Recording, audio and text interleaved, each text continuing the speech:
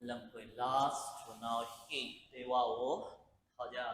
tay phải xuống mầm lên chuẩn bị hold is there một hai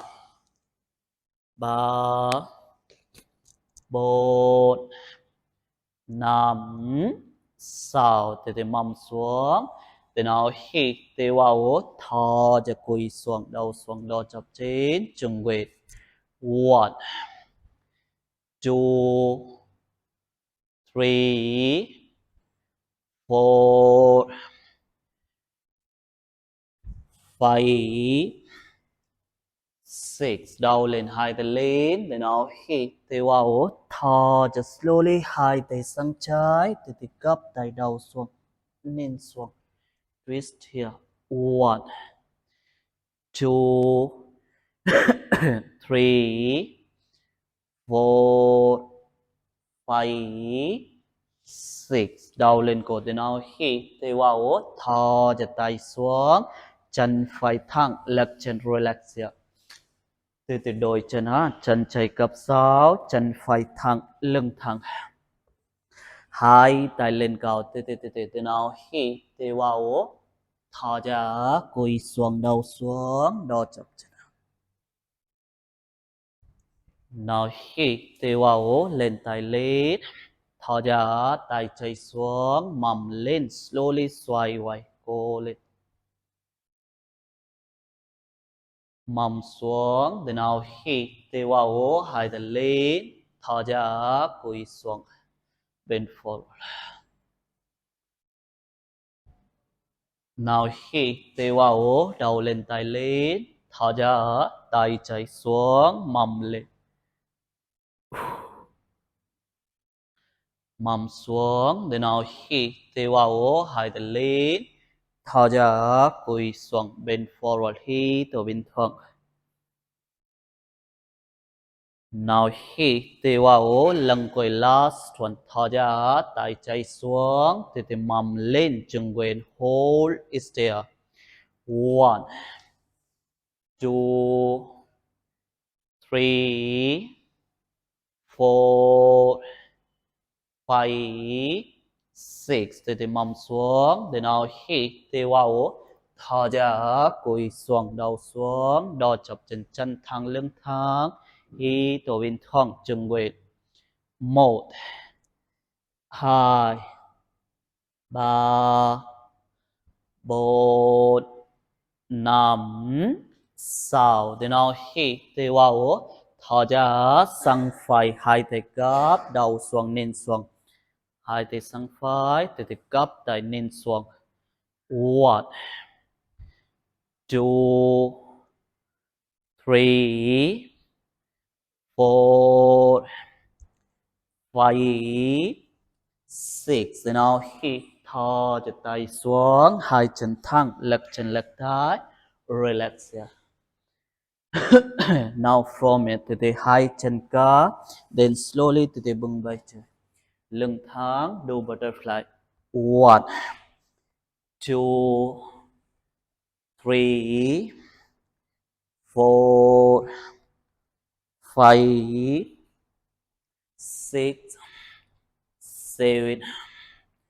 eight nine ten ok lưng thẳng từ từ chân lên chỗ hai tay lên cao từ nào hít tay vào thở ra hai tay sáu tay xuống mầm lên từ từ mầm lên cao hai tay thẳng ninh lên mắt lên cô lên mầm xuống từ nào hít tay vào hai tay lên thở ra hai tay sang ngang cầm xuống ngực xuống lưng thẳng hít thở bình thường từ từ tiếp từ nào hít tay vào lên tay lên thở ra hai tay xuống mầm lên slowly từ từ cô lên trời cô lên cô từ từ mầm xuống từ nào hít tay vào hai tay lên thở ra hai tay sang ngang cúi xuống lưng thẳng nào hít tay vào lên một lần nữa thở ra hai tay xuống mầm lên mầm lên cao, từ mầm xuống, để nào khi từ vào thò ra cùi xuống đầu xuống hai từ sang án lưng thẳng có từ cầm xuống lưng cùi last chuẩn nào khi từ vào thò ra hai từ xuống mầm lên chừng quên hold is there một hai ba bốn năm sáu từ mầm xuống hai từ lên cao từ nào khi thò ra cùi xuống bên forward hi tổ bên thong chừng quên một hai ba bốn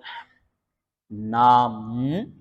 sáu từ hai từ lên chục nín tháng từ nào khi thò ra tay chạy gấp tay phải lên mắt lên ninh lên one tay phải thẳng two three four five six từ tay phải xuống để nó khi thò ra tay chạy lên one two three four five six từ xuống đầu lên hai tay lên để nó khi thò ra hai tay nằm gối slowly từ chụp chân ôm chân để nó khi từ vào thò ra từ nín xuống lưng thẳng hi tổ bên thong chung quên lưng thẳng one từ nín xuống cô two three four five six từ nín thẳng hai tay lên chuột để nào hi từ vào chân phải lên hai tay nằm gò chân tay thẳng chân thẳng chung quên một hai ba bốn năm sáu hai tay cấp tới chân lên đo chập chân chân thẳng lưng thẳng one two three four five six từ chân thẳng lên thẳng tay chạy chân phải nằm gò trên tay phải xuống chân lên cao slowly xoay quay mắt lên ninh lên nên bên trái cô lên cột từ chân thẳng one two three four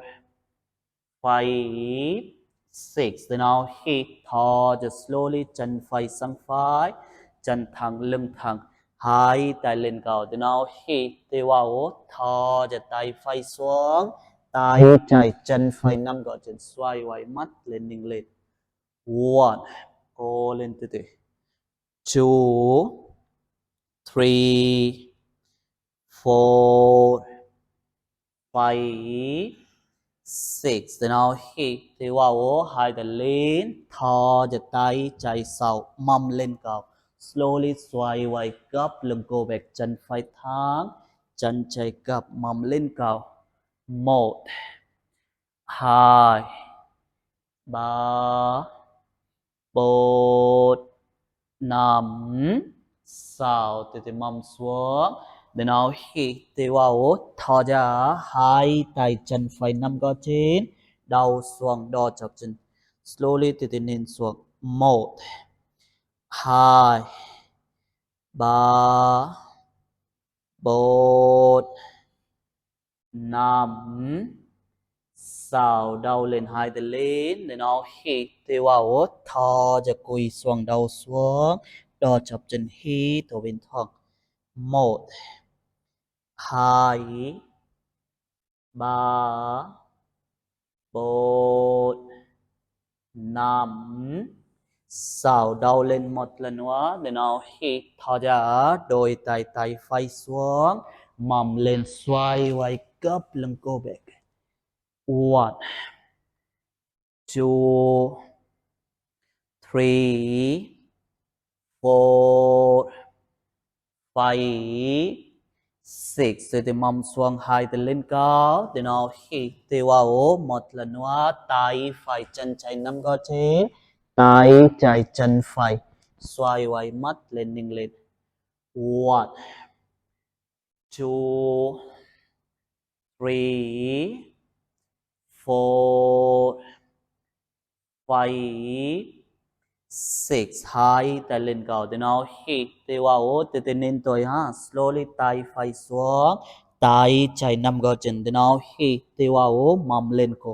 mầm lên trời slowly xoay quay ninh lên mắt lên đầu lên one cô lên tay phải thẳng two three four five six ok chân xuống then now hít thò ra hai tay xuống chân phải cặp trục chân ôm chân then now hít tay vào lưng thẳng thò ra nên xuống hít tổ bên thẳng thì cầm xuống lưng thẳng hai ba bốn năm sáu từ đầu lên đến thẳng hai tay lên chuột từ nào hít từ vào chân trái lên từ nằm gò chân tay thẳng chân thẳng lưng thẳng hít từ bên thẳng one two three four five six hai tay gập tay chân lên đo chọc chân chân thẳng lưng thẳng một hai đôi chân cô chân chạy ba bốn năm sáu từ chân thẳng tay phải nằm gò trên tay chạy xuống xoay quay chân lên ninh lên mắt lên cô lên slowly từ ninh bên phải one two three four five six then now hít thò cho chân xuống chân sang trái chân thẳng lưng thẳng hai tay lên cao chân thẳng cổ then now hít tiêu vào thò cho tay trái xuống tay phải chân trái nắm gò chân xoay quay tới bên trái one two three four five six hai tay lên để nào hít thì vào thò cho tay phải sau tay xuống mầm lên xoay quay tay phải xuống trời cô lên one two three four five six thì mầm xuống hai tay lên cao thì nó hít thì vào thò cho hai tay chân chạy nắm gò trên đầu xuống đo chập chân chân thẳng cột chân thẳng chân chạy thẳng one two three four five six đầu lên hai tay lên cao nên thẳng để nó hít thò ra cùi xuống đầu xuống hít tổ bên thuận chân quê one two three four five six then now hít thì vào hai tay lên một lần nữa thò ra tay chạy xuống mầm lên xoay quay cấp lưng cô bẹc tay chạy xuống one two three four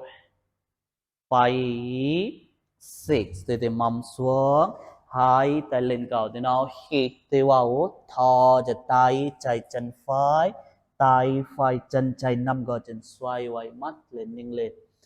one two three four five six hai tay lên cao nên thẳng lưng thẳng để nào hít thò ra từ nên tôi tay chay xuống, tay phải nằm gò chân, chân lên mông lên, xoay quay đầu lên, mắt lên, ninh lên, cô lên slowly từ chân chay thẳng. One, two, three,